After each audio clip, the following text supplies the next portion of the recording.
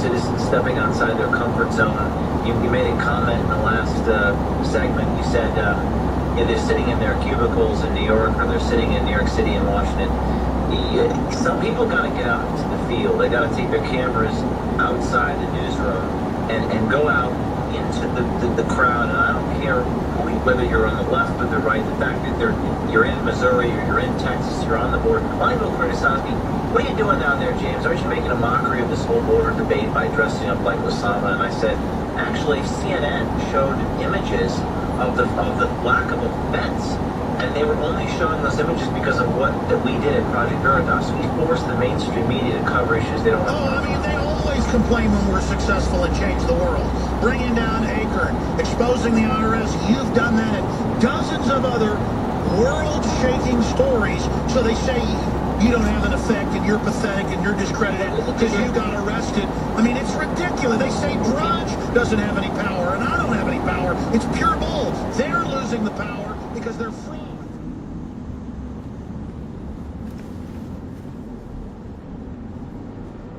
When I start even thinking about doing something wrong, that fear of God creeps in, ladies and gentlemen. And that's why this country's so screwed up.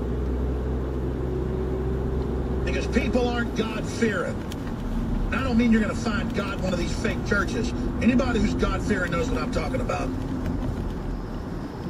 You want justice. You want prosperity. You want to help people. You want to build things up. And they use the ignorance of God-fearing people to support open borders and saying it's for the kids. That's part of a larger globalist plan. That's why I'm against it. Not because I'm against those kids fleeing Guatemala, one of the greatest hellholes on earth. They're not bringing them here to save them. They're bringing them here to bring the country down. Okay,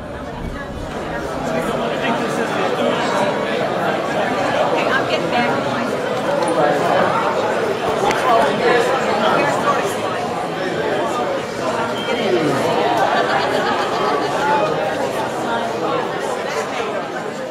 Okay, testing 1 2, testing 1 2. Can everybody hear me back there? Yeah? All right, Kuhner Country, welcome to our illegal immigration.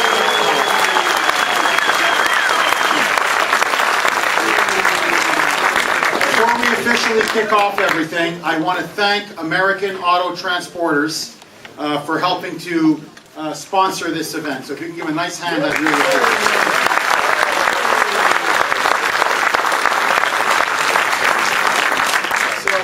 My friends, here's basically what we have on store for tonight. On the heels of our incredible rally a couple of weeks ago.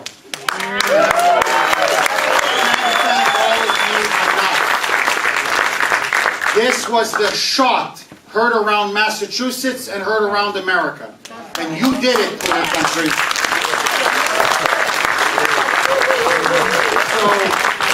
So, we've got Mini-Me on the ropes. He's, at least for a while, he's not going to be temporarily sheltering 1,000 illegals from Guatemala, El Salvador, and Honduras. So basically the purpose of tonight's town hall is where do we go from here? How do we build on our successes, on our victories, and obviously what is now a changing political landscape in terms of the issue of illegal immigration. And so we're going to have, essentially we're going to start off with a bit of a round table. I'll be the moderator. I'll ask a couple questions of our guests. And then at about 7:30, 7:45, I will open it up to you, the audience, Kuhner Country, and we'll have an extensive Q&A. So, my friends, join me in welcoming our distinguished guests to WRKO's Kuhner Country Town Hall. Let me start off first with the courageous Mayor of Lynn.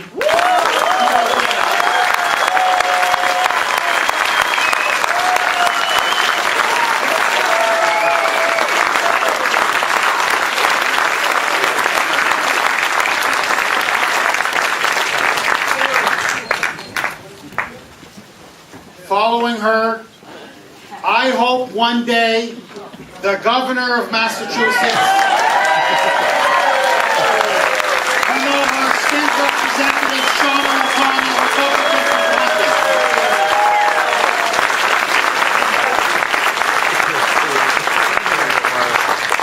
And our third guest, I tried to call her, I tried to email her. She is somebody who has done absolutely phenomenal, trailblazing work on illegal immigration in Massachusetts and around the country. She is one of the country's leading policy experts on immigration and on illegal immigration. She is none other than Jessica Vaughn from the Center for Immigration Studies.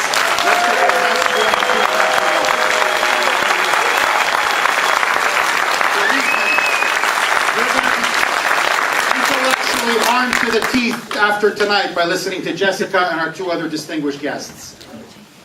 My friends, we know why we're here. Our country is being invaded. We know that. The costs are now getting bigger and more burdensome by the day. Our border is now an open sore. I believe that this is now domestically for Obama, his tipping point. Now, what I'm hearing from the press corps is this. He now knows he's going to be politically wiped out in November. The Democrats are going to get slaughtered in the House. As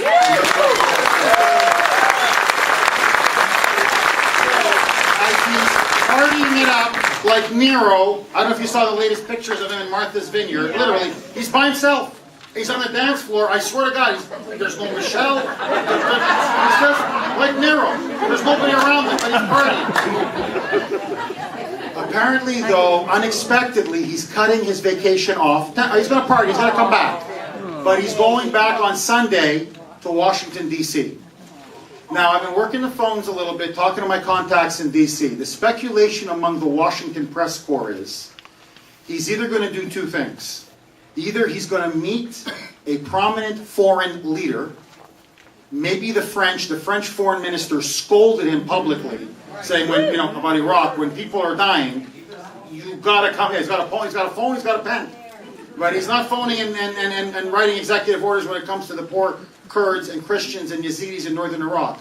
But the French have now openly repudiated him, really humiliated him, saying when people are dying, you got to come back from vacation. So the rumor is maybe he's going to meet with the French foreign minister or somebody from France. However, a lot of the scuttlebutt is he may go back to sign his executive amnesty. And the reason why he's doing this is he knows now he's got 3 months. He's got a very short window because he knows he's going to be decimated in November. So my friends, the next 3.5 months, I believe, will be absolutely critical. So that's why we're here tonight, to talk about this issue, which I believe is going to transform American politics. If he goes with executive amnesty, it will be, I believe, the political death nail in Obama's and the Democrats' coffin. You are going to see independents turn against the Democrats even more ferociously. You're going to see middle and working class Americans turn even more ferociously. He's already lost middle America. He's now going to lose all of those swing voters. I believe it is the height of political recklessness and hubris for him to be even thinking about doing it. So he's a desperate man who wants to complete his transformation of America before the dreaded midterms for him. So, my friends, this issue is already boiling. It's now going to boil over, I believe, in the next couple of weeks. So that's why this town hall is so extremely important. And what I want to stress to all of you before we officially begin, what we did at that rally a couple of weeks ago, I'm not exaggerating when I'm telling you this. We shook the foundations of the liberal regime in the state and in the country. It's very clear. The American people, by overwhelming numbers, are with us on this issue. Yes. That's right. And what I'm trying to say to all of you is this, and I don't want to sound like a cliche, but it is always darkest before it's dawning. There is now a light at the end of the tunnel. And it is you, Middle America, the Middle American revolutionaries that you see here tonight, where we stand upon the great patriots and ancestors before us, who are now taking a last stand for this republic, for the rule of law, and for our very constitutional way of life. And so, my friends, what I can just tell you is this.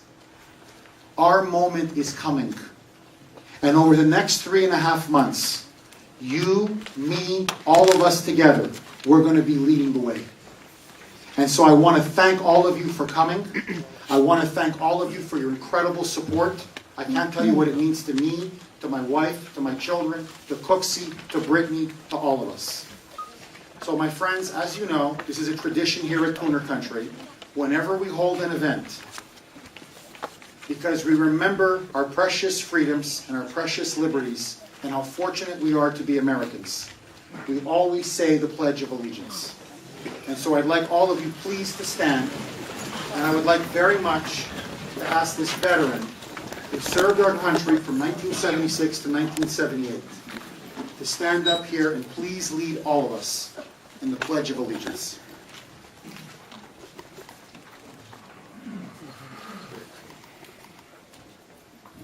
Right here. This is WGBH. This is WGBH. We're in the belly of the beast here. This is a hate crime. This flag, that's a Nazi symbol. It's right here. There you go. It's right there. I pledge allegiance to the flag of the United States of America and to the republic for which it stands, one nation, under God, indivisible, with liberty and justice for all.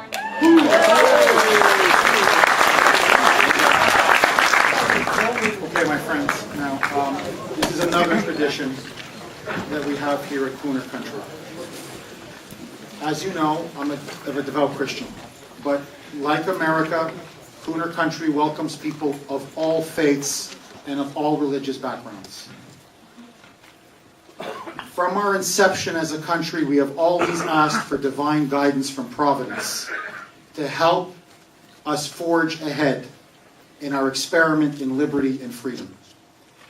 And so I'd like all of you to join me in saying the Lord's Prayer, as we've done in this country for over 200 years.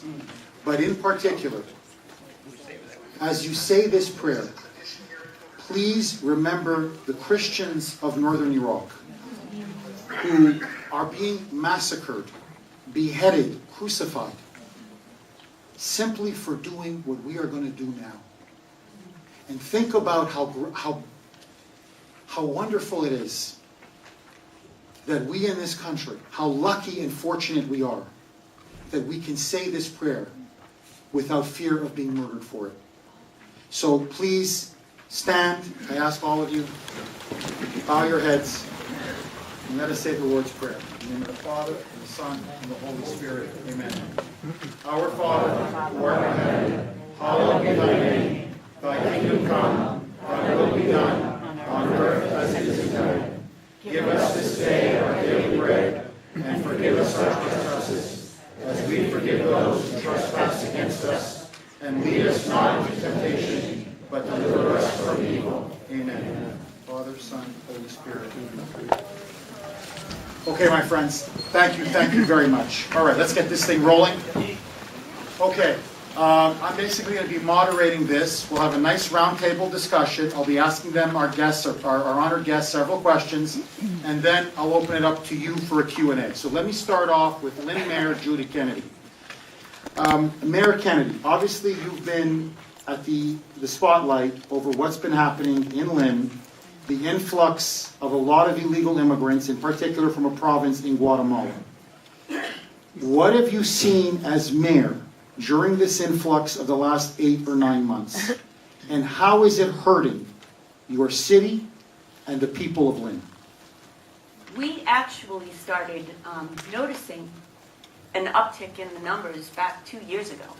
It was in the fall of 2012, that we started to see a great increase in the number of children enrolling in the school system that were coming from a particular province in Guatemala, and they were all coming out of what seems to be some sort of processing center or clearinghouse called the Jubilee Center down in San Antonio, Texas. And we're saying, what, are they handing out maps to get to Lynn? How is this happening? So we decided to contact Senator Scott Brown at that time. And the superintendent of schools and I went to meet with the senator, and he was making some inroads for us, talking to Homeland Security, talking to the Department of Justice, and starting to get some answers about how this was happening. That's where we first heard the term unaccompanied minors.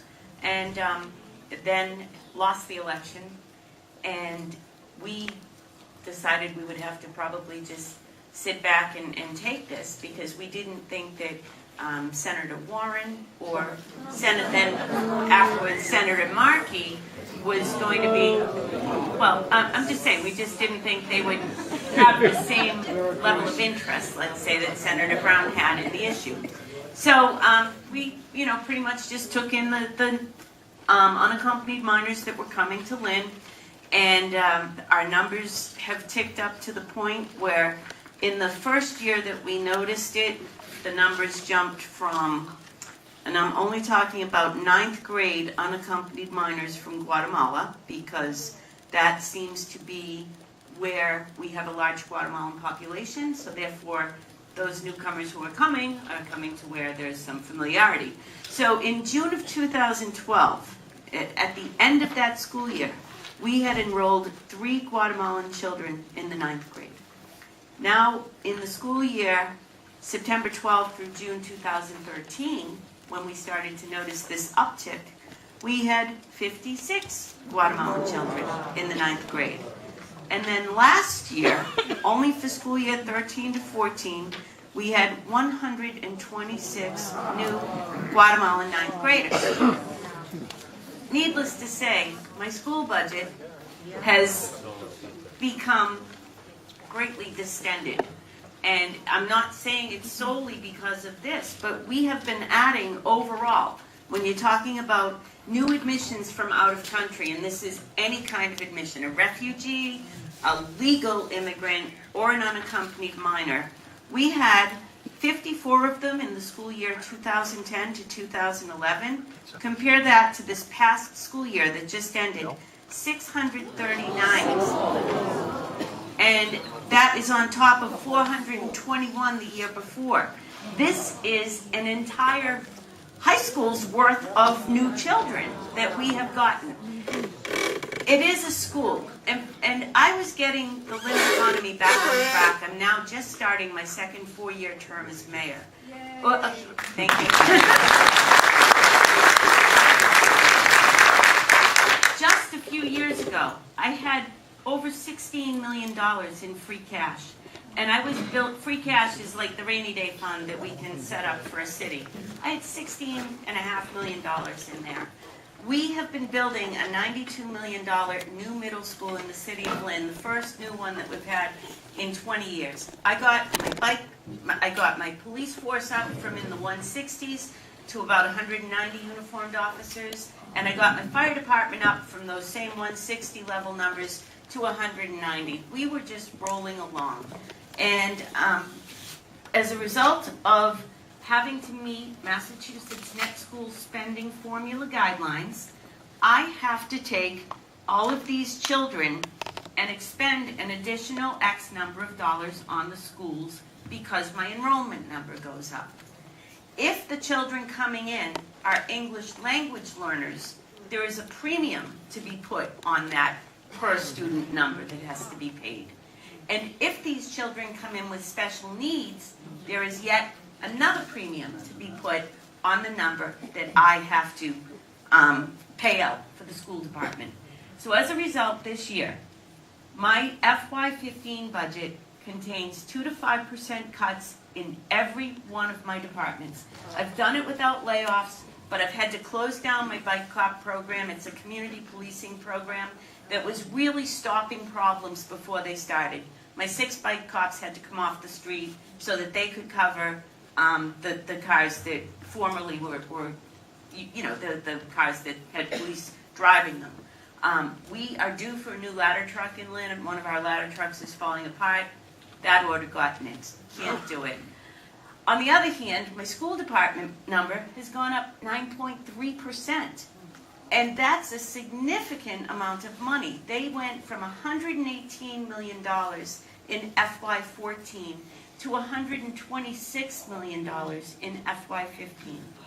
Now, let me just complicate this a little bit more, because I know this is about immigration, but I'm going to tell you how other policies of the state and of the government intertwine to make my hands, if they were tied with rope before, they're bound with handcuffs now. Because when you do have that number that has to be met, where are you going to put these people? So you say, I'll buy portable classrooms. You know what? Portable classrooms don't count toward my net school spending number.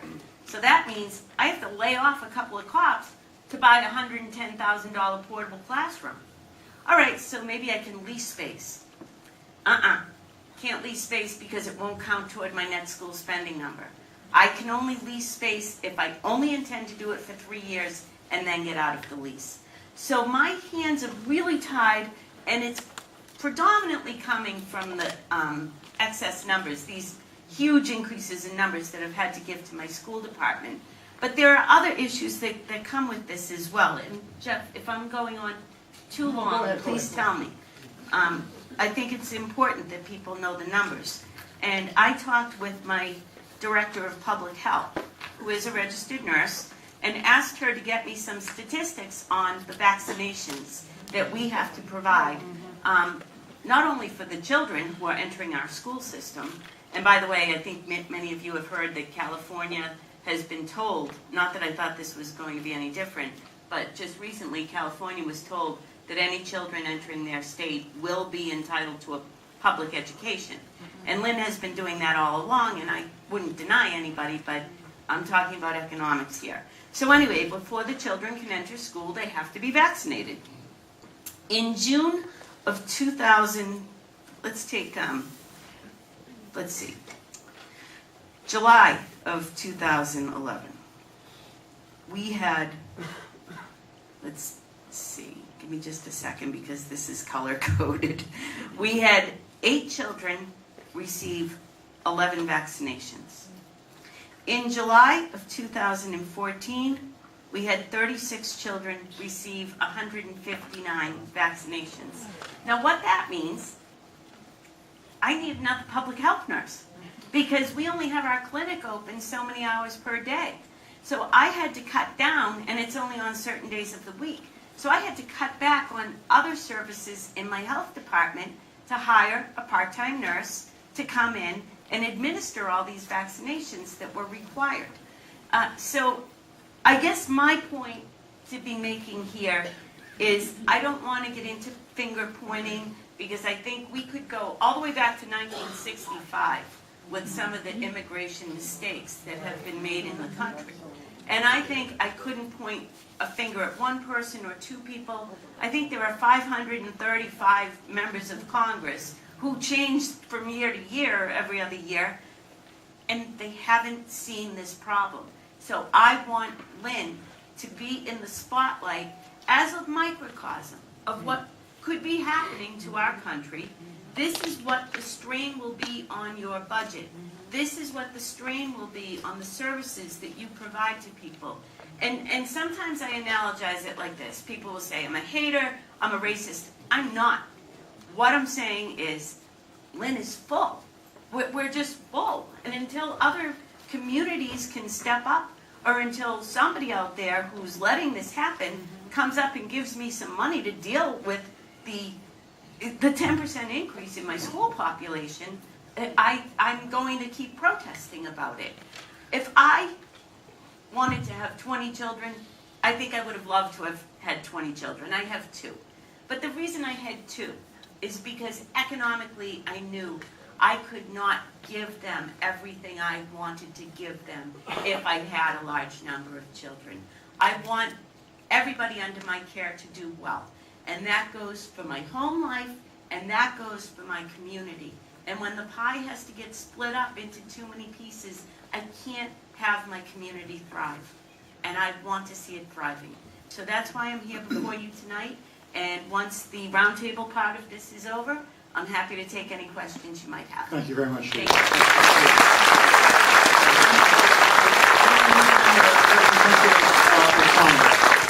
you. Shauna, let me ask you this. Statewide, and even in your district in Taunton, are you hearing similar stories like what Judy is talking about in Lynn? Yes, we absolutely are. And I just want to start by saying I am so honored to be here with so many great patriots, many of whom I met at the rally.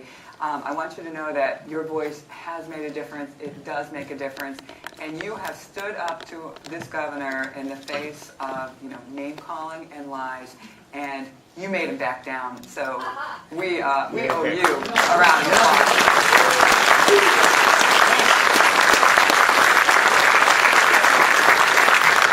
I know a few things about standing up to this governor, so I know how tough you are. But yeah, so what we've been hearing is that communities are being inundated with unaccompanied minors, and we've learned a lot. I've learned a lot from Jessica Vaughn over this whole entire issue that's been going on. And so it's an election year, we all know that, and the governor backed down. But don't think that the issue has gone away. My take on it is they said, oh, people are making too much noise. They're really mad about this. It's a bipartisan issue on both sides of the aisle. So we better back down, quiet them down, make them think it's gone away. We, of course, know better, and we're going to keep moving on this issue.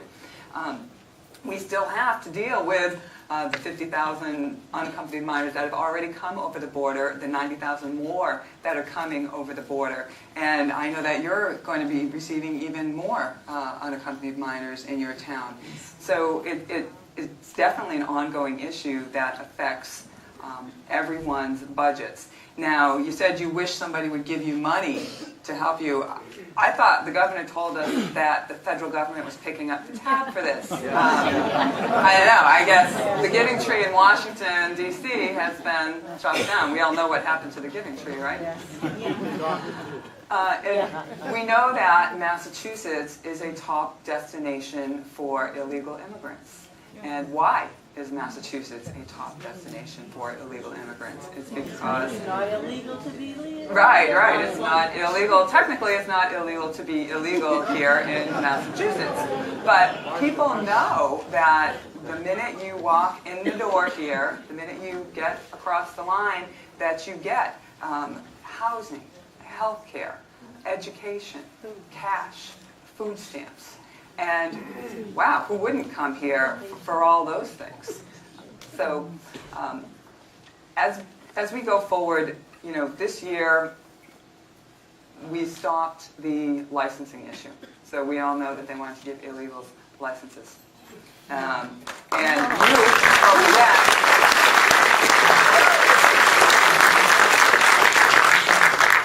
And you helped us to stop that in its tracks. But again, it's an election year. So don't think that that bill isn't coming back again next year. And thanks to Jessica Vaughn, we also, and your help, we also stopped another bill that makes us a magnet, and that is a bill, House 1414, that was going to allow adults, 18 to 21-year-olds, become wards of the court, petition to become wards of the court, so that they could stay here and receive benefits. And it was kind of a backdoor amnesty for them. Jessica Vaughn alerted us to this bill. I alerted you to this bill. We all had our voices heard, and we stopped that in its tracks too. But again, that's going to be coming back as well. Yeah. So what can we do in the end to make Massachusetts less of a magnet for illegal immigrants? It's all about the election in November, what Jeff was talking about. Here in Massachusetts, it is so important to help some of the candidates and to get more Republicans elected so that we have more of a balance, more of a voice, and we can be more of a force in stopping these things. There are a lot of great candidates out there that you can get behind, and I'll run down some of the names as we go on. But I know you're all very active. If you've never worked on a campaign, go and work on a campaign. We need your help from now until November 4th if we're really going to make a difference here in Massachusetts and also on the federal level. A lot of you I know are very active in different things, but have you ever donated to a candidate? Maybe you have, maybe you haven't. If you haven't, you need to. We need your help. We can't do it without you. People like me, Jim Lyons, Jeff Deal, Mark Lombardo, Leah Cole. We are very active, we're very vocal, and therefore we are very targeted as reps. The Democrats would like nothing more than my head on a platter on November 4th. So I need your help to make sure that that doesn't happen so that I can keep fighting for you.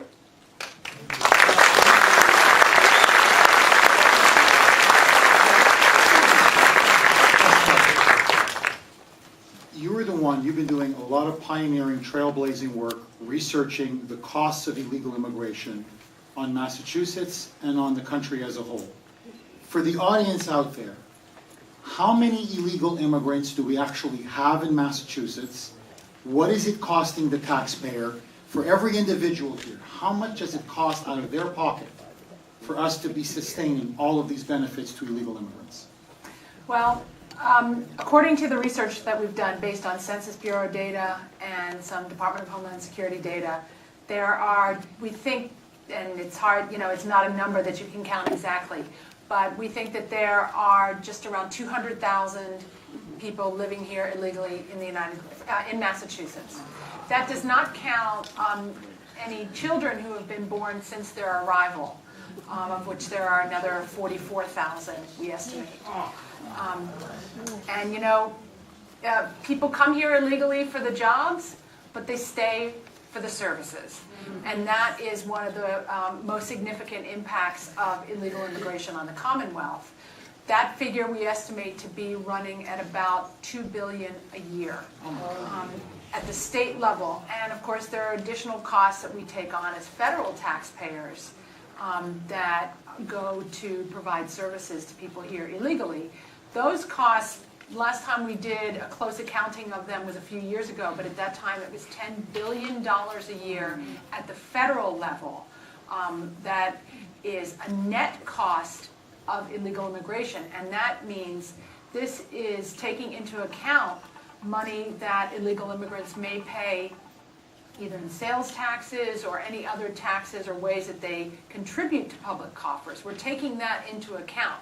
This is $10 billion net at the federal level that illegal immigration costs us as taxpayers. So, and most of the costs are really borne at the state and local level. Yeah, it's a federal policy. The federal government is responsible for immigration policy, but it's the state and local governments, as you heard from Mayor Kennedy, who are stuck really paying the tab for it, and that's also us as taxpayers. And you know, I think it's really important to emphasize how lucky we are to have leaders like Mayor Kennedy and like Representative O'Connell who will speak out about this issue and press our government to release information about what it's spending for people who have no permission to be here in the first place.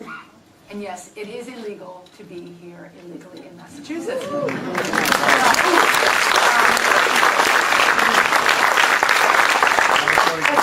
You know, the other, in addition to the costs, and these costs come for a lot of reasons. It's the cost of the schools, it's cost of providing emergency or other kinds of health care to people who are here. I mean, after all, people need these services, and we provide them because they need them, but what we need to control immigration so that these costs don't become unmanageable, and also so that they don't take away from our ability to provide services for American citizens and for people who come through the legal process. The Department of Education recently sent out a memo to school superintendents, including here in our state, telling them that they get that the unaccompanied juveniles who are coming and being resettled here are going to be expensive in the school system.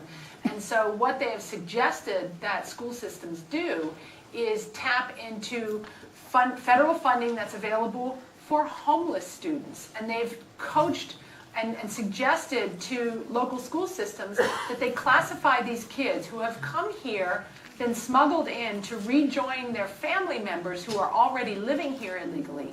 They've suggested that the schools consider them to be homeless so that they can draw on that funding source.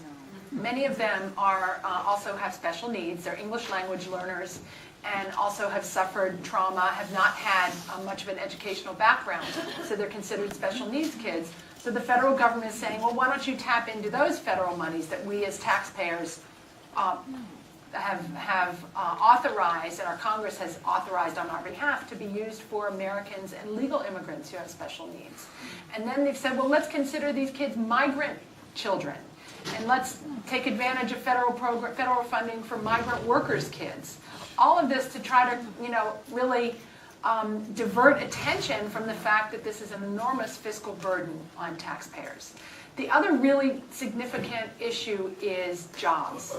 And that is perhaps the most troubling aspect of our immigration policy, is that currently the federal government has not acknowledged that when we allow people to come here illegally, that is shutting off job opportunities for Americans and legal workers, and our economy is not creating enough jobs to employ them at this point in time. And so when we allow people in and give them work permits, whether it's for the Dreamers or the potentially 5 million more people who are going to receive work permits if the president goes big in his executive action, as people are pressuring him to do, that not only cuts off job opportunities for legal workers, but also floods the labor market so that their wages go down. And there's a reason why people who work in construction and service industries and restaurant workers and landscapers haven't gotten a pay raise in the last 10 years. It's because there's an oversupply of workers in these occupations. And that's something that's exacerbated by our immigration policy. The third big way that illegal immigration affects our communities is public safety. Now, most illegal immigrants who are coming here have not been involved in other forms of crime, but some of them have. When we can't control our borders, we're making it possible not only for people seeking work, but people seeking to work for a gang or for a transnational criminal organization or for human trafficking, drug trafficking, what have you. Every year, there are 6,000 illegal immigrants who are identified by ICE who could be deported. They're selecting only about 1/4 of them for deportation. And that means that a lot of the illegal immigrants who are committing crimes are being sent back into communities here because of federal policy that restricts immigration enforcement to just the worst of the worst, which sends a lot of the worst back into our communities. This is a huge quality of life issue for all of us, immigrant and citizen alike. And that's why we need to make sure that the Secure Communities program is operating robustly here, and that our police chiefs and sheriffs have the tools they need to keep our communities safe by removing people from the community who are committing crimes and who happen to be here illegally. All of these elements of policy work together to make sure that our immigration policy serves our national interests, not just the special interests that are the loudest on both Beacon Hill and Capitol Hill in Washington. And the best tool that we have to fight back is all of you and all of your voices. And that's why it's so important that you do make your views known on this issue and don't hesitate to speak out and be active on it. We have groups that are active here in Massachusetts, America First for Immigration Reform, AFIR.org. Lots of other people who would like to be active, reach out to them and encourage them to do for all of us to work together to make your voices heard, because our politicians listen. We don't necessarily always have to change their minds. We want to change how they vote, though, and that's what matters. There's a lot we can do here locally to make a difference on this problem, and I thank you for being here. That shows your interest.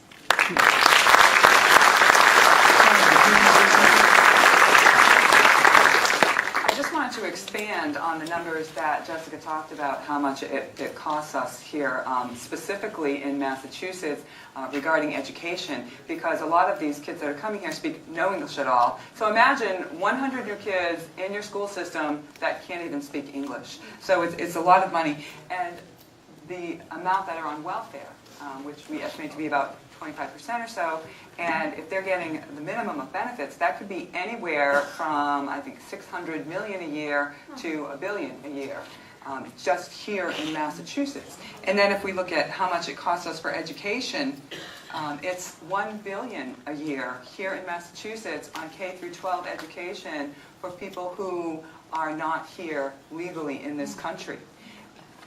And $152 million a year in the criminal justice system for people who are not here legally in this country.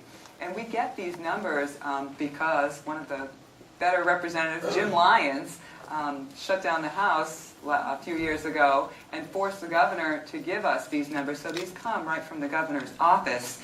And regarding health care, we haven't even mentioned that part yet. Health care, we spend $272 million plus a year for people who are not in this country legally, or in this state legally.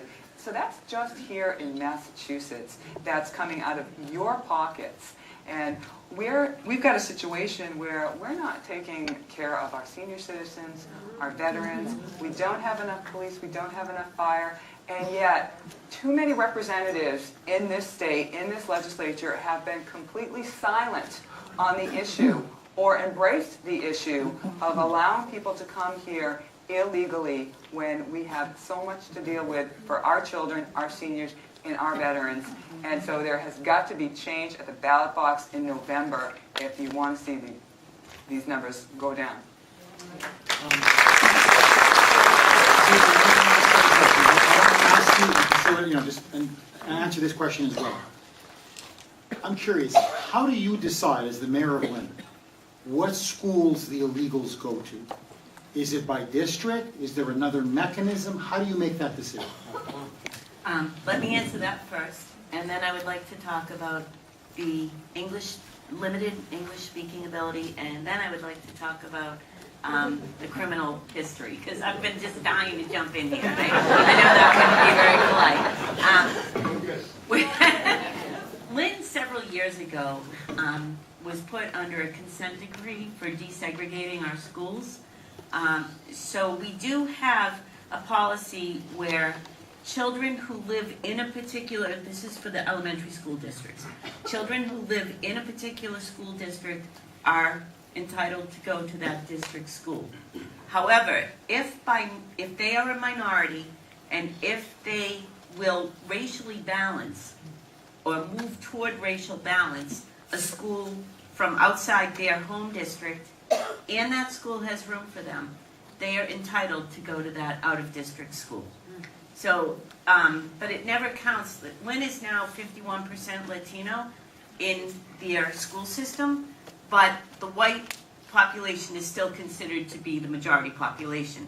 So white kids cannot go to it all works on whether there's enough white kids in the school. To put it bluntly, the white kids can't move. Anybody else can move pretty much anywhere they want. And that's a consent decree that goes back to the 1980s. In the high schools, they can go wherever they want. We originally had started a night program for all of the unaccompanied minors that came in. And as I said, we put them in the 9th grade. We decided to teach them at the 9th grade level. Let me throw another state policy that, again, comes and interplays with this. By the time a child is enrolled in your school system for 2 years, they're expected to perform at advanced or proficient level on the MCAS. If we have children coming in the 9th grade and they're illiterate, here's where I'll put this in with Shauna came. They're not only illiterate in English, they're illiterate in their native language often. They have not had formal schooling. They sign their name with an X. How are we ever going to see these children pass the MCAS? As a result, our MCAS scores drop. The averages drop. Kids get frustrated. The older ones like to be seasonal workers, so they drop out in April. They come back in October. They drop back out in April. That counts as 2 dropouts, and the state doesn't like to see your dropout rate go up. But what can we do? So there's a bigger impact than just where to put them. So we start this night program anyway. The lawyers were knocking on our door the next day. I call myself a recovering lawyer because I don't like what a lot of lawyers do. And said, you are not giving them a substantially equal education to the day program. You're going to have to expand this to 990 hours a year. Now, where are we going to get the money to basically operate another school session at night? You'd either have to pay a whole new set of teachers, or your overtime costs are going to go through the roof, your custodial costs, your utility costs. So we couldn't do that. And it was working. They were getting meals. They were getting education at a level that they could understand, but the lawyers didn't like it, so we then had to integrate them into our regular school program. We have 4 public high schools in Lynn. We have Fector O'Leary, which is an alternative school. We have Lynn Vocational Technical Institute, which is, as it sounds, for the trades. And then we have Lynn English and Lynn Classical. Those are our 2 comprehensive high school buildings right there. Most of these unaccompanied minors have gone over to English, Lynn English High School. And my daughter and my son just graduated from there. My daughter happens to be still attending there. She'll be a junior in the fall. And she said, they all just hang around in one corridor. We just don't even go near that corridor. So, you know, they can place themselves anywhere they want at the high school level, but, you know, it's such an expense. And that's what really, I guess, bothers me. Now, the other aspect that I wanted to talk about was Jessica bringing up criminals. All of these unaccompanied minors that are coming into the system, we have received a mandate, we cannot ask them for verification of their age. Sometimes we get them to give it up, like when they have gray in their beards or gray in their hair, we get them to give it up, but we cannot ask. The other thing is, we do not know their criminal history. So we could be having these children enter into our high schools who may have been convicted criminals in their home country. We don't get that information. But I did want to tell you a funny story, because we're going to have a little laughter here. One guy who came in, wanted to enroll in school, he went to the Parent Information Center. He presented all of his papers, but of course, since he can't speak English, he didn't know what the papers were. It was an arrest warrant. So he didn't get in the school.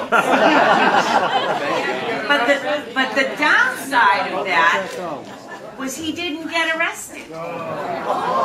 We called the local, well, not we, but those at the Parent Information Center called the local police and said, we have this guy here with an arrest warrant. What do you want us to do? They came down. They said, we have to call ICE. And ICE came down, and he disappeared from the school building, but we don't know what happened to him. Nobody saw him go out in handcuffs. I mean, it's just, it could be in any of our neighborhoods. And I just feel as though this has become chaotic. I believe in a good immigration system. I think all of you here believe in a good immigration system. But there's no enforcement, and the laws that we do have are being misconstrued, taken, for example, a lot of you have heard from the more liberal side of this argument that it was the 2008 anti-child trafficking law that's allowing all of this. We know that wasn't its intent. Everybody knows it wasn't the intent to open the borders because of this anti-trafficking law. And yet, to date, has anybody fixed it? No. Nobody's fixed it. And until that happens... The House of Representatives did before they went on vacation. Yes, they did. That was one of the acts they did before they went on vacation. And by the time they passed it, Congress had already taken off out of town. So that's where we stand. And as an end result, I'm here before you. I don't think I'd ever be before this many people who aren't from Lynn if it hadn't been for this issue. But, you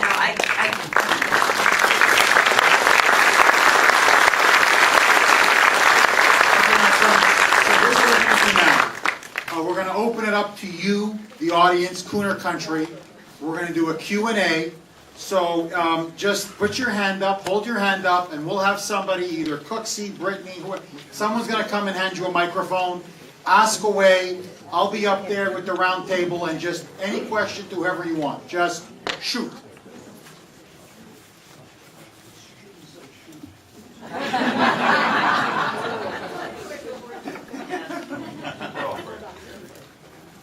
like to ask the office holders a matter of tactical. Are we more likely to win basing our resistance to unmanaged immigration on the practicalities of taxes and public services?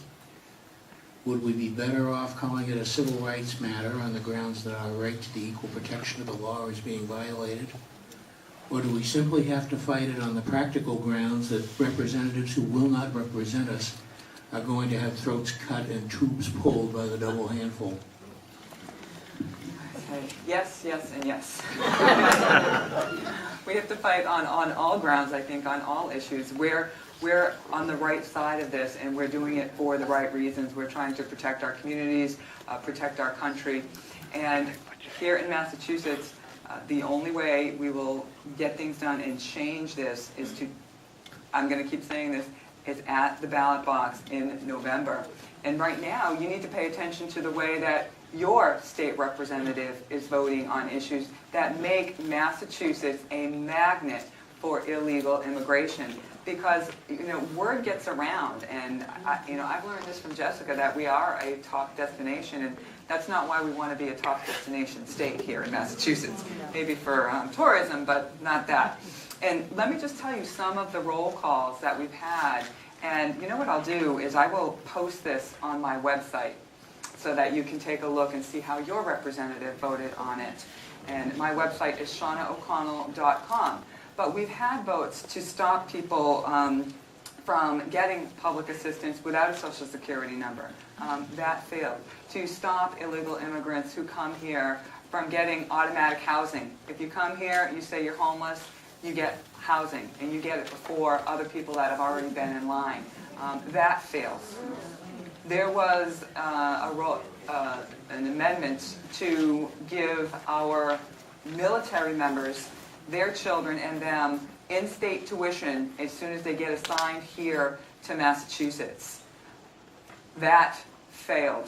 However, they would not stop illegal immigrants from getting in-state tuition. So these are the things that you need to know. These are the things that you need to tell people and talk about. And I'll have that on my website for you. And I guess I have to answer that in a slightly different way because I've never run for a state office and I've never run for a federal office. It's simply local office that I have held. And for me, my constituents feel it in the pocketbook. They see their bike cops disappearing. They see their kids going into a school that's just bursting at the seams. For me, my approach is pretty much focused on the economic impact of this. But I think Shauna is absolutely right that any argument, usually a barrage of arguments, will do the trick. Argument A might work for one person, argument C might work for another. It's just with me personally, I stress the economic impact on those who are living in my community right now. And I think safety is also very compelling because as we heard, we have no way to verify who these people are, their age, their names, whether they've been involved in crimes. We can't do a query on these people. So safety in our communities is always a top priority for parents. We want our children to be safe in our schools and on our streets. And with people coming in that we cannot verify, we're not going to be able to do that. Okay, Vinny. Go ahead, Vinny. Is there a microphone, Cooks? Microphone's wise. By the way, this is the Vinny.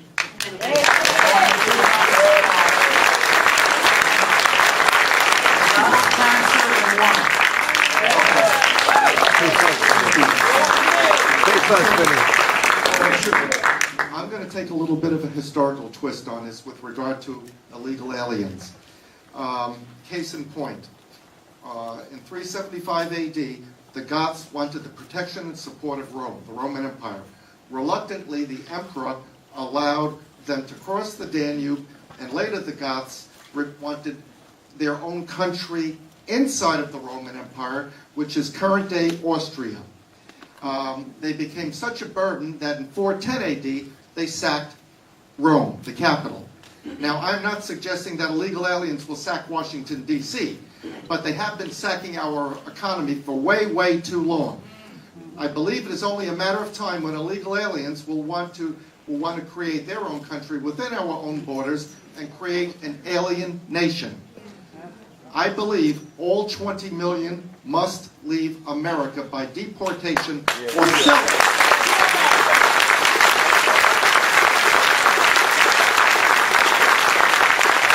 I believe all 20 million must leave America by deportation or self-deportation.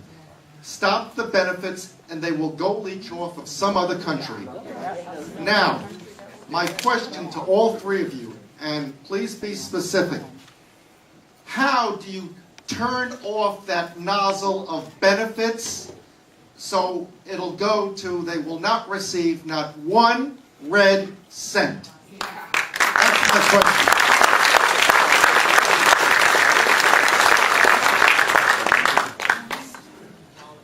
Jessica, you want to go first? Go ahead, shoot. Yeah, we can control immigration. We can control illegal immigration. There's not one silver bullet to solve it, but again, the reason they're coming here is to work. And so the first thing we need to do, now they come for the jobs, they stay for the services because we make it easy for them here. That's what we found. So I would suggest starting with eliminating the job magnet, and that is by not allowing employers to get away with hiring people who are here illegally. Start requiring more use of E-Verify. Start having a culture of compliance in our workforce where it's simply no longer acceptable to have illegal workers on your payroll. But those There's different ways to do that. Those laws are already in place and not being enforced. They're not in place. It's not a requirement that employers verify that the people they have on their payroll are allowed to work here. But it's illegal So we to allow ask them to get away with bypassing American workers. That would solve a huge chunk of the problem. But if they're And- not and getting not- jobs, they're going for the services immediately. The problem is that, again, the reason they're coming here is to work. As Mayor Kennedy said, even the ones who are in school, what they really want to be doing is working. If it weren't possible for them to do that, and we didn't offer them a safety net to fall back on because the jobs that they can get are paying so little because they don't have the skills to be self-sufficient, then they will make a rational choice and decide that, many of them, we have found when we've tried to enforce the law before, when we've had robust worksite enforcement, people get the idea that it's really not a great idea to be trying to live here illegally. We've done it before, it's worked. Illegal immigration was going down from 2007 until 2009. And it's not just because of the economy. It's because we were enforcing the law and because states like Arizona, South Carolina, Georgia, Rhode Island, and a handful of other states decided that they weren't going to tolerate illegal employment. They were not giving in-state tuition. They were not going to allow people public assistance if they were here illegally. All those things worked together to create climates of no tolerance for being here illegally. And that's what it takes. There's no one answer, but it's all of these things working together. And not every illegal immigrant comes over the border. 30 to 40% of them come on visas. And so we, need to address that issue as well. So. Jessica has some good points because people do come here to work. They do take jobs, and we don't do a good enough job getting employers not to hire them, and so they are exploiting these people. If they don't have jobs, they won't come here, and then, of course, if they're not here, they can't get on our welfare system. So I think it's a very valid point that Jessica is And if they making. can't get a driver's license or register a vehicle, then they can't get to the job. All of these things dissuade illegal employment. Do you know what? We make it too easy for them. You can get a set of Massachusetts license plates for your vehicle even if you don't have a license. And the legislature passed that law that was introduced by a group of Republicans, and the governor has ignored it. Vinny, first of all, congratulations. And I'd like to answer your question. And I got a vision of a bathtub in my head when you started talking. And you know why I did? Because right now, the idea of trying to deport 20 million people is like trying to drain your bathtub while the water is still flowing. It can't happen because if you deport 20 million, you have another 3 million coming in. Now you've net only deported 17 million, you get 3 more million that you have to contend with. So I think what you have to do is plug the bathtub drain first. And you have to, or shut off the faucet, I guess, would be the more apt part of that analogy. But until we can secure the borders and get back to a controlled, reasonable flow of immigration, it doesn't matter what kind of a program we come up with to deport people because they'll still be allowed to come in. And I'm going to say something here that is probably not going to resonate well. I'm expecting to hear some murmurs here. I also don't think that deporting all 20 million of these people is, well, first of all, it's not practical. And in some ways, I think it's not fair. And as, no, that's why I said I'd hear some murmurs. And there may only be very few exceptions to this. But I want to tell you that in Lynn, every election season, we had a teacher at Lynn Classical High School that would allow his students to volunteer for a candidate and help out with that candidate. And I got 2 girls who were going to be working with me. And on election day, I said to them, so are you going to go in and vote? And they both said, we're not registered to vote. I said, why are you not registered to vote? They had come here illegally. They had been brought here, each of them, by their parents when they were infants. They were 6 months old and 9 months old. So I do have, unlike probably many of you, a certain sympathy for those particular children. It wasn't their fault that they were brought here. Their parents, that's another story. But where would you put that child? If that child, but this is the only country they've ever known.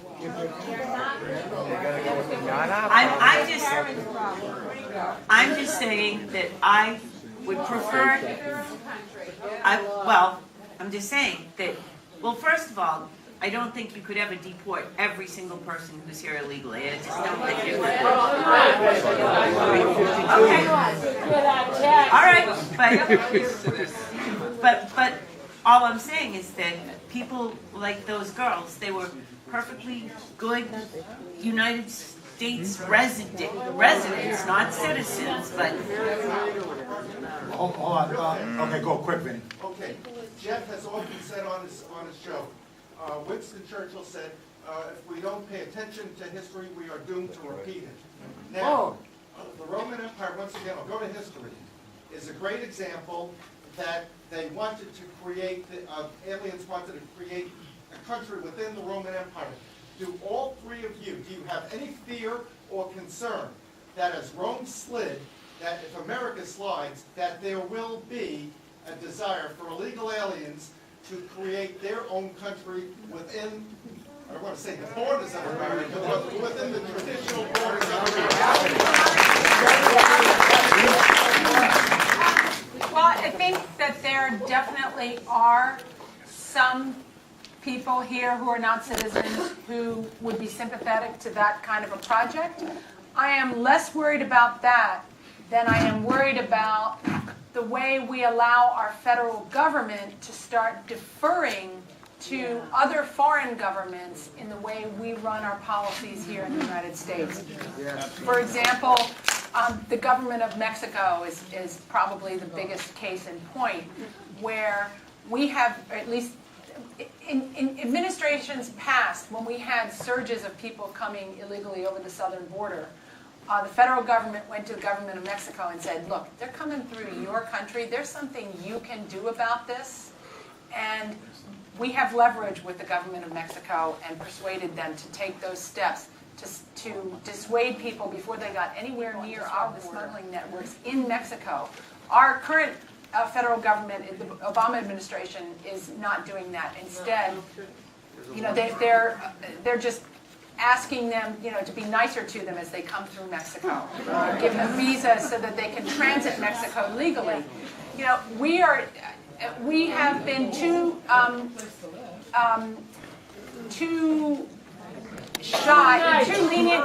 We have not stood up for our national interests and have been too willing to placate other governments that like this phenomenon of illegal immigration because they like the remittances that people send back home off of their earnings and their illegal employment here. That is money that, if Americans were working in those jobs, would be supporting our economy, but it's being sent back home. That's what I'm more worried about. It's not that there'll be a separate country created here, but that will sort of blur our national sovereignty by deferring to other governments. Let me ask the gentleman there with the microphone. Go ahead, shoot.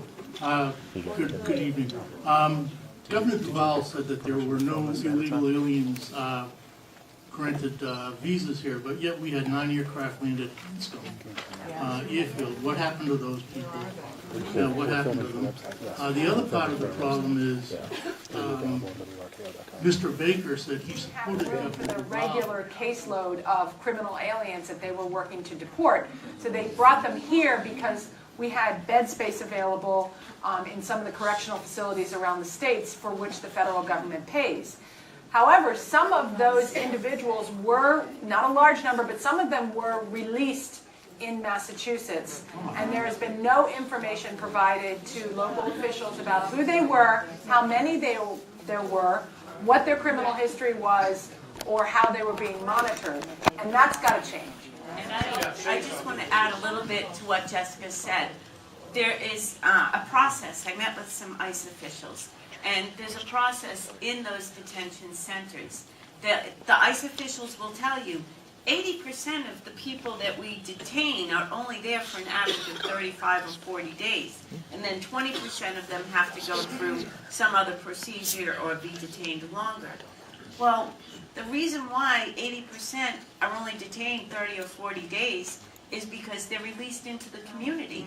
So when you heard that the government of Massachusetts didn't need to open these detention centers, it wasn't because the flow had slowed down substantially. It's because these unaccompanied minors were released to a sponsor here in Massachusetts. And I have some of those sponsors in my community. Those sponsors are charged with watching over that child, that unaccompanied minor, until the child's hearing date comes up, the status date. Do you know how long they're booking out status dates right now? 2017. How much do they pay them? I don't know that answer. All I know is that the person who comes forward to agree to sponsor this unaccompanied minor does not have to prove legal entry into the U.S. and they will not be deported while they have this child in their care, while that child is awaiting hearing. So it becomes an assurance of such. So when you hear these numbers from organizations, from government agencies like ICE, don't think, oh, 80% of them don't have to stay at the detention centers. Ask why they don't have to stay at the detention centers. Because they're being released into the community. Jessica, just one quick follow-up question. So of those 9 plane loads, you're saying many of them came from Texas, and they were criminal aliens. Yes, that was ICE's. These were not the unaccompanied juveniles.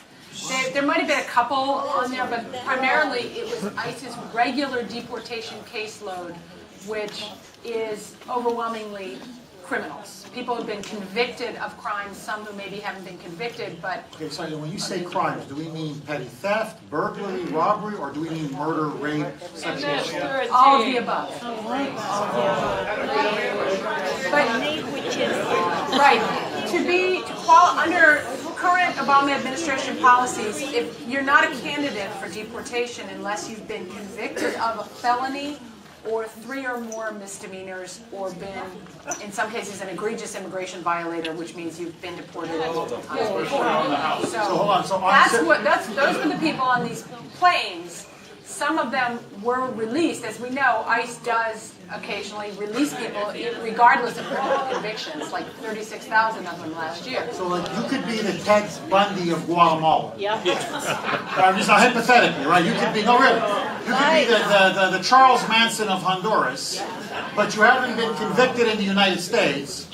Come on down to Massachusetts. Well, I tell you what, if you are the Ted Bundy of Guatemala and you you know, after Boston implements the Trust Act and you get arrested in the city of Boston, the Boston Police Department won't know if you're the Ted Bundy of Guatemala because they're not communicating with ICE and they're forbidding police officers to do so.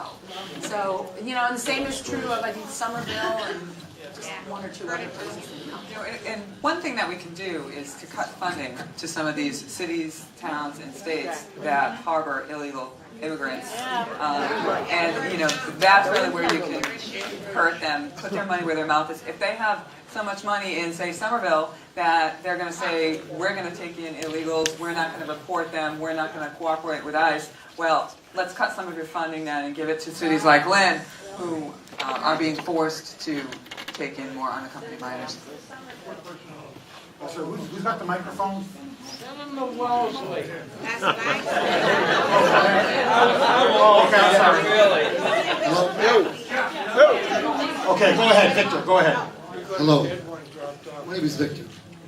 I don't know how many people here of you have come through Ellis Island. Yes, reopen it.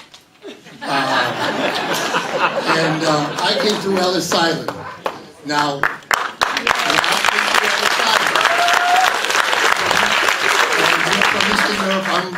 I'm Ukrainian. My country right now, you know what's happening. And I tell you, a lot of my friends, because I lost my wife, passed away breast cancer, and I'm pretty much by myself now. And if something happens in the Ukraine, I may turn back and go back and help my countrymen against the Russians, against Putin, who is a KGB butcher, along with Stalin, who butchered my sisters and brothers in my presence. Okay, now, when coming to Ellis Island, my mother was ill.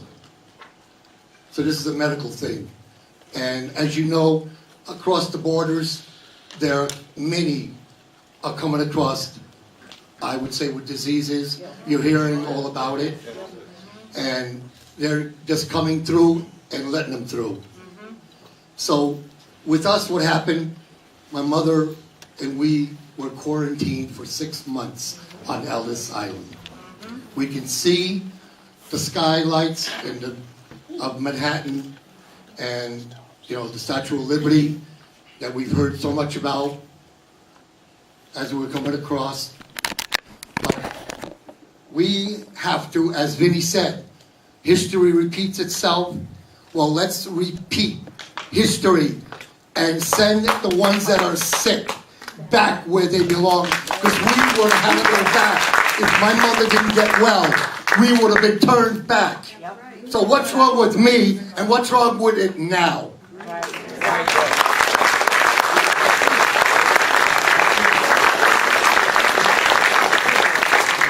All right, this gentleman in the glasses, he's been having his hand up for a while. Go ahead.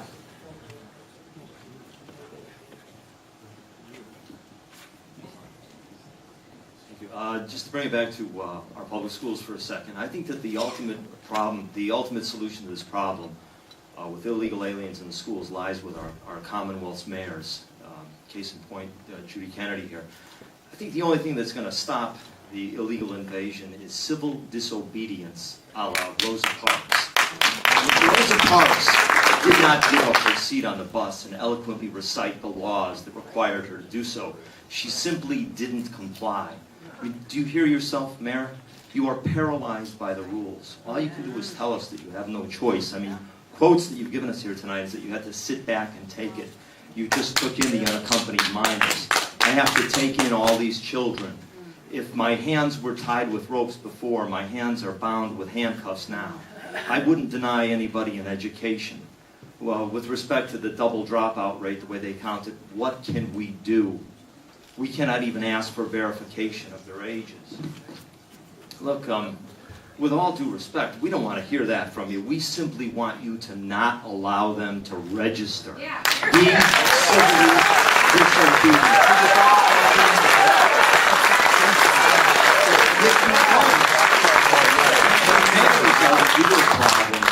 We need leaders. And one of the things you said was that you are going to keep protesting. I protest. I'm nobody. I'm not a mayor. I have no power. That's all I can do is protest. You're a leader.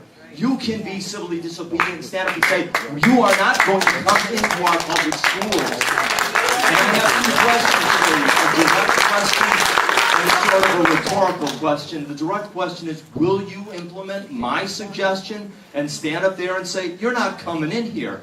That's the direct one. And the rhetorical question is, what if all the mayors in the Commonwealth did that? What would the state, what would the federal government be forced to do with all these illegal immigrants?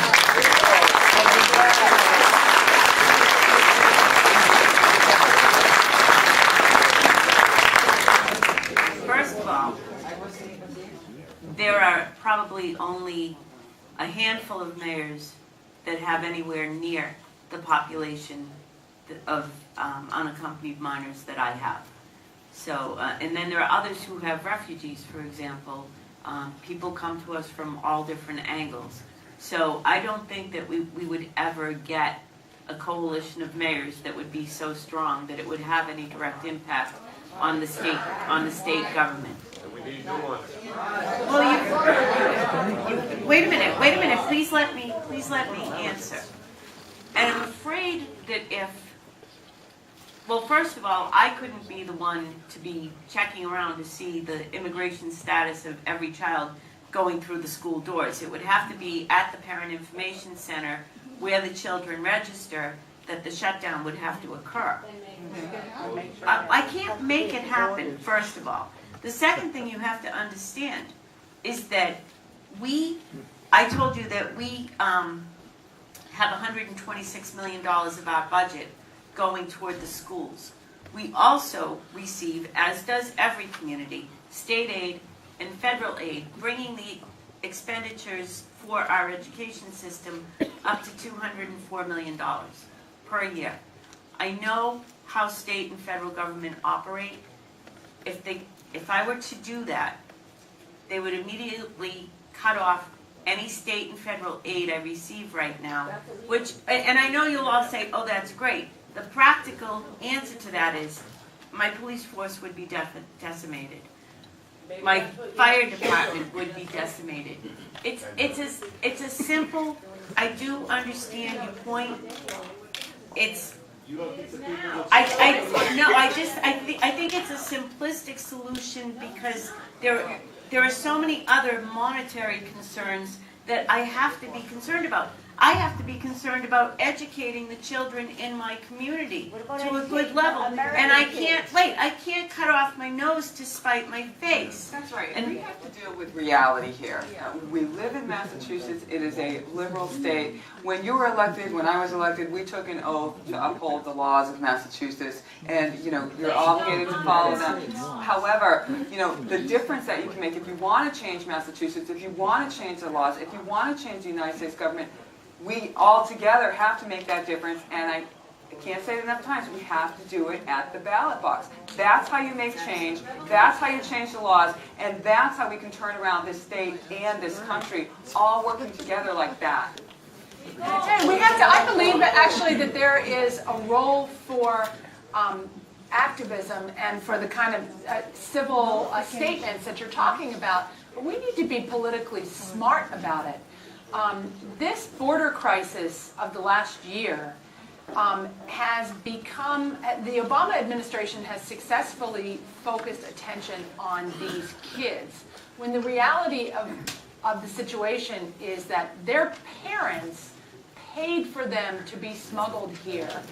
And the administration is focusing attention on them because it sees a political benefit in doing so. Like, pay no attention to the twice as many families with kids who have crossed in the surge. If successfully focused political attention on the kids. We need to not get sucked into that trap. The image of a mayor denying an education to kids who have just become pawns in a political exercise is not a winner, trust me. We direct the civil action against the people who are the problem, and that's people like our governor, the president, and the members of Congress who are acquiescing to this amnesty agenda. and that are the reasons for the policies that are causing people to risk the lives of their children and pay smugglers to have them brought here. You know, years ago, when we've had surges like this and unaccompanied kids have arrived here, ICE would arrest the parents because it's the parents who are responsible for them being here. That policy has been discontinued by the Obama administration. That would help solve the problem. And Mayor Kennedy's doing the right thing by making people aware of the problem and what the impacts are on all of us.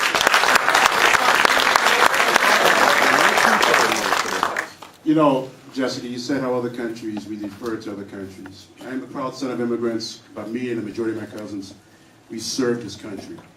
I'm so damn proud. Let me tell you how my parents' homeland treats immigrants.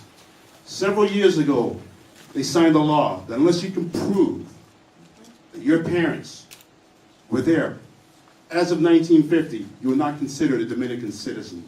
They sent the army and the police. How do I know this? Because my cousins are colonels and majors in the Dominican Army and Police. And they had a pogrom. Not that we should do that here. That's how they handled their problem. Mayor, with all due respect, compassion is killing us. This is how Mexico would see a person like me. Under the Mexican law, me and my cousins could have never worn this country's uniform. My cousins could have never been special forces operators. My cousins, the 9 of them that are New York City police, that saw the hell that uncontrolled immigration gave us on 9/11. None of my cousins are below the rank of sergeant on the NYPD. Saw the hell personally. And for one cousin of mine, you see, one of the bodies was his brother-in-law. Compassion is killing us. To hell with compassion. We are the only country, only industrialized country, in the just so that if you were born here, you're automatically a citizen. In other countries, you're not considered a citizen unless your parents were citizens or legal residents. It takes more than being born here to be an American. Compassion will kill us. We don't time for what we're because we're running out of time. One more question. I haven't done much in the back, right there in the corner. Do you want to answer that? Or? I'm a career educator. Okay, hold on, Miss. 1 second. Can somebody get a microphone? Judy, can we just answer that gentleman's question, then we'll get to you. Go ahead, shoot. I think we should all answer it. We should change the law. Well, Being born here does not give you citizenship. I wouldn't be opposed to changing the law. Unfortunately, all of us in this room have to contend with what the law is currently until it's changed. And I do think there is room for compassion and a strong set of immigration rules that must be followed without any divergence from those rules. And that's been the problem, is we have had rules in this country. It's just the people that are charged with upholding and enforcing those have not done so. And that's how we find ourselves in this situation. I can't stand at a border. It's up to others who are charged with that. Where's ICE? Where's Homeland Security? Are they doing their job? Where's the president won't let them. And Jessica, I mean, Shauna talked about oaths. If the president, every member of Congress, takes an oath to uphold, preserve, and defend the Constitution of the United States, and they have not been doing that, and that's why we all need to speak out. Go ahead, Shauna. I think we've talked about this. The way to change the laws is by voting in people who are going to think like you, who are going to make the laws. Excuse me? It's not working. It's not how they change the law. They change it back. Yeah, he's not even. That is how we make changes, how we get things done. I'm elected. I stand up for you all the time. I stand up for you.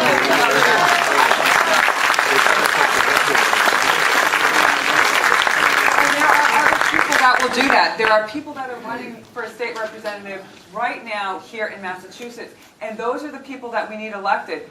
you know, there's a small group of us who stand up and fight against the governor constantly, against the legislature constantly, sometimes against our own party constantly.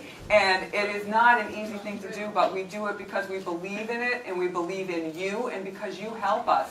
So let's get more of us elected. Jeff Bailey, Sean Craig, Lou Valenzola, Bob Wynot, Caroline Colarusso, Tim Hempton, Joe Marju, Colleen Maloney, Patty Dolan. Those are some of the names that you need to remember. Brad Wyatt. Shauna for governor. Shauna, run for governor. So that is how we are going to change things. We are. All these lines? And what about the congressional races?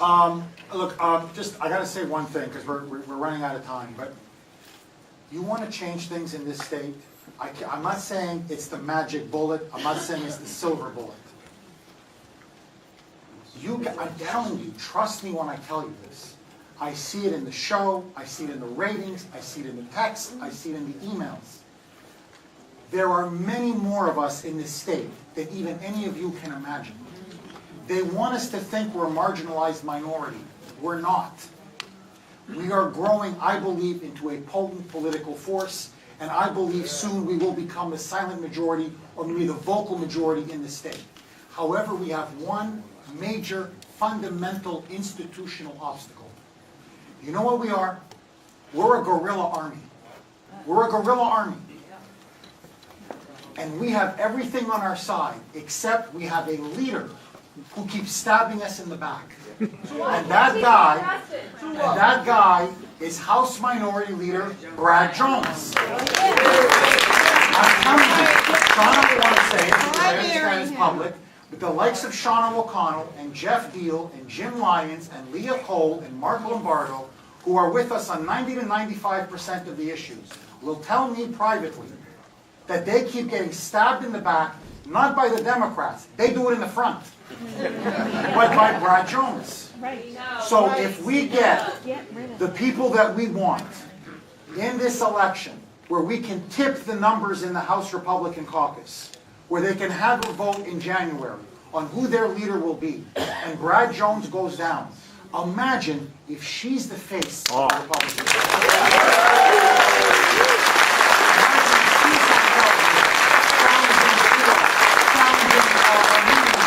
my friends, then our message goes big. Our message goes out to the public.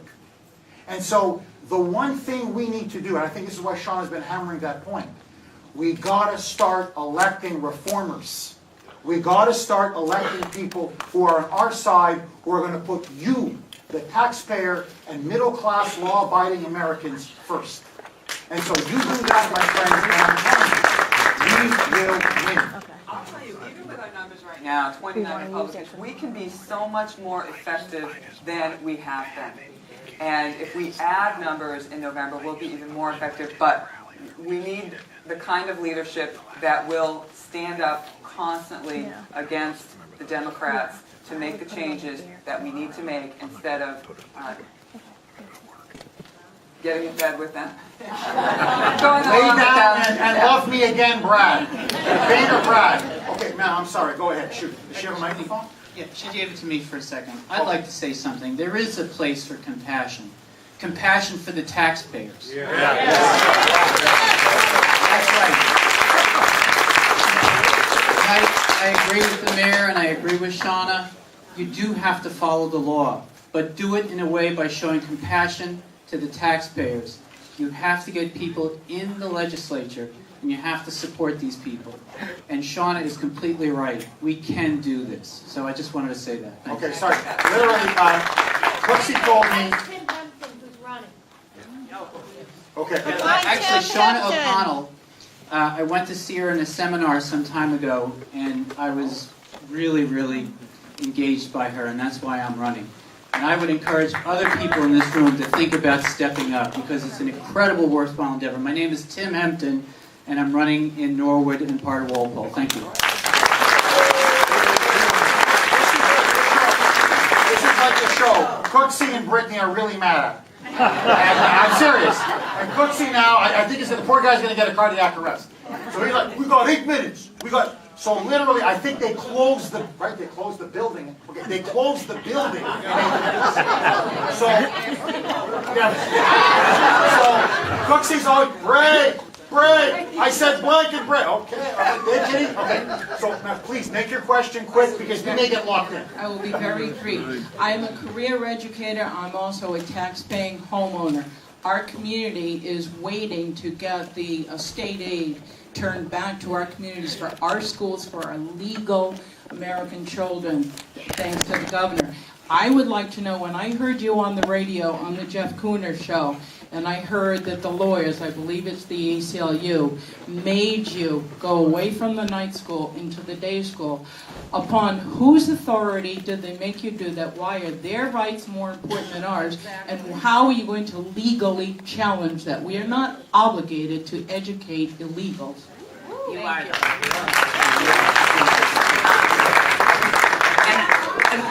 I think the ladies on the panel will agree with me. As the law stands currently, we are obligated. Challenge it. Political correctness is killing If we control our borders and our immigration system, this problem goes away.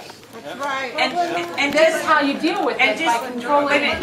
To the educator, just for the record, it was the Children's Law Center which advocates, they would advocate on many of the same cases that the ACLU would otherwise pick up. So it was not the ACLU, but it was a like-minded advocacy center that created that challenge. But the laws on the book currently say that we have to offer 990 hours of classroom instruction to children who are eligible for that classroom instruction. Eligible.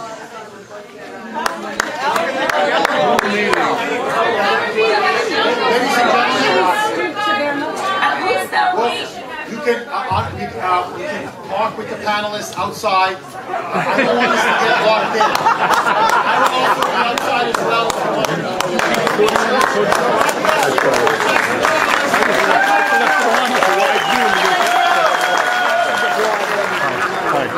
He's a blog. We're doing a selfie blog here. Okay. How you doing? Good. How are you? It's very nice to finally meet you. I did the one time up in Worcester.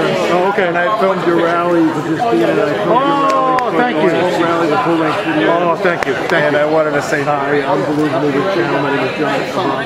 Hey, John. Nice to meet you. Thank you for doing that. God bless you. Thank you for putting up with me. Thanks. I really appreciate your support. Oh, okay. God bless you, John. All right. Thank you. Take care. Take care. Summer.